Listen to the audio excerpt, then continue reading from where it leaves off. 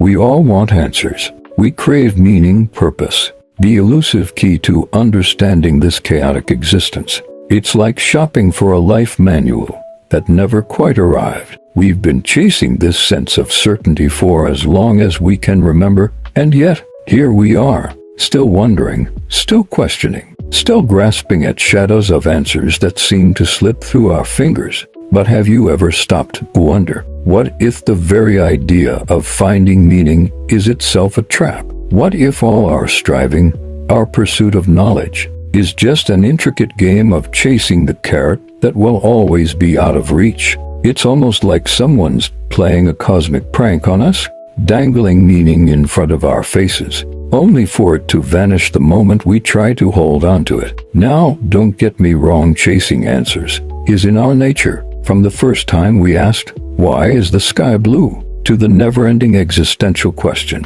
"What is the meaning of life?" But here's the kicker. What if the meaning you're so desperately hunting for doesn't exist at all? What if it's just a collective illusion we've all bought into? Like the dream that keeps you running only for you to wake up and find out it was all just a hoax. Take a moment, close your eyes. What if the universe is just one giant, chaotic accident? What if we're all just spinning on this rock in the middle of nowhere, trying to make sense of the senseless? You thought you were important, huh?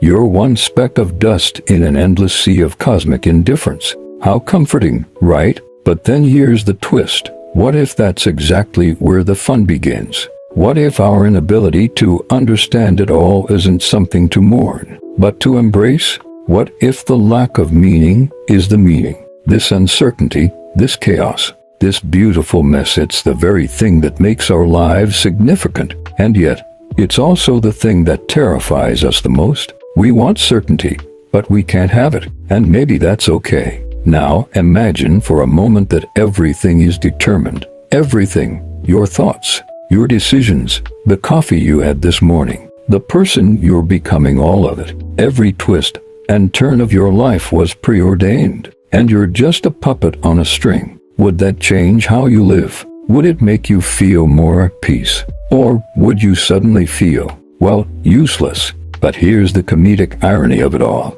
You still think you have control. We all do. We laugh, we cry, we make choices. We pretend that we can influence our own fate. It's adorable, isn't it? We're all like those little puppets, trying to cut the strings while dancing to the tune of something far beyond our comprehension. Oh, sweet irony. You're a cruel mistress. And then there's free will, the great liberator, or is it? We love the idea of choosing our own paths. But do we really? Are we ever truly free in the choices we make? Or are we simply products of a million influences, biological, cultural, societal, molding us into who we are? Like a clay sculpture with a very predictable shape. Let's take a look at the paradox. The more freedom you have, the more overwhelming it becomes. It's like standing in front of 1,000 doors, each one labeled with the possible futures you could choose. And yet, the more you think about them, the more you realize each choice takes you further away from the path you didn't choose. In essence, the more choices we have, the more we get stuck. It's a cruel joke wrapped in a shiny illusion of freedom. At this point, you might be thinking, okay, so where does this leave me? If everything's predetermined or an illusion, why bother even trying? And that, my friend, is where the philosophy gets deliciously twisted. Because here's the thing, even if we're just puppets on strings, it doesn't mean we can't dance.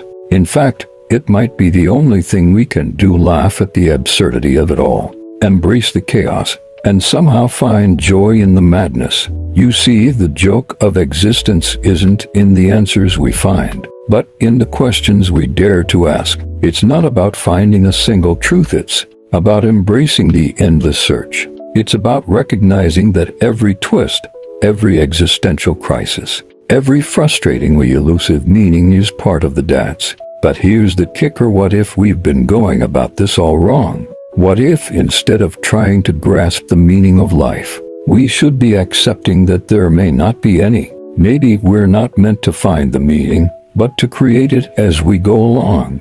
Because, in a world that doesn't provide answers, isn't the act of creating your own meaning the most rebellious thing you can do?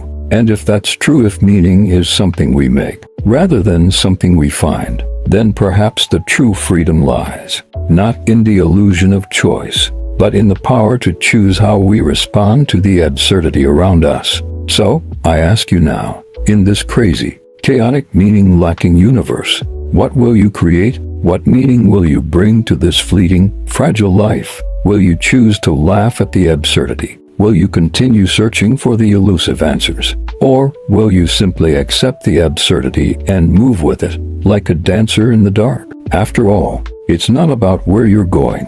It's about how you choose to move while you're here. And maybe, just maybe, the only true answer is to dance with the unknown, reflect, laugh, and then keep searching.